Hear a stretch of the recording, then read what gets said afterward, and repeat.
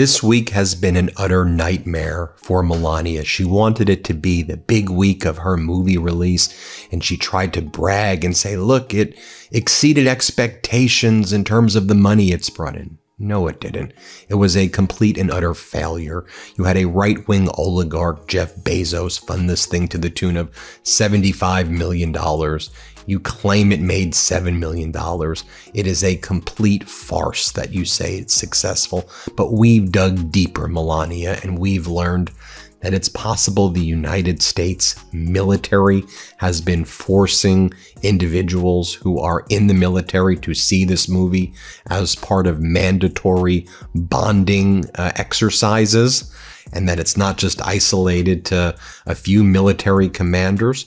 We're also learning that faith leaders, MAGA faith leaders, have instructed people who support them to buy Melania tickets in bulk. And we've also learned that people who want Donald Trump's endorsement, like candidates for Senate in Kentucky, have been buying bulk Melania tickets to the movie in order to try to get an endorsement from Donald Trump. How utterly pathetic can you get? And then, of course, there's the fact that Melania's name appears multiple times in the Epstein files, in my view, in quite grotesque ways. And again, I'm going to give you my view. I'm going to give you my opinion, but I'm going to share with you what the emails say. You had Melania had a nickname for Ghislaine and called Ghislaine G, and you had Ghislaine had a nickname for Melania and called her Sweet Pea. And in 2002, Melania sent an email to Ghislaine and said, hey, G, the New York Magazine article was great. You look great in the photo. Epstein comes out looking great in the article. And can we meet up soon, or let's hang out in Palm Beach? What words to that effect? You can read the exact email for yourself, but that's essentially what the email says. And then Ghislaine Maxwell responds and says, hey, Sweet Pea, I'm actually too busy right now to meet with you, but we should probably meet up soon. And thank you, and I appreciate it, and calls her Sweet Pea.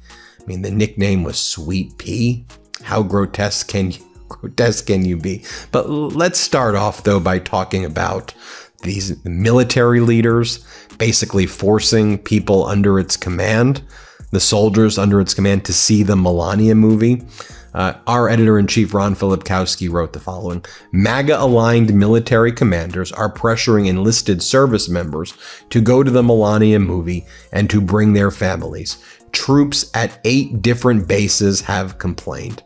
Schooley says, we're war fighters. We're not woke. Now get your asses in those theater seats and learn how to pick dresses for formal balls, okay?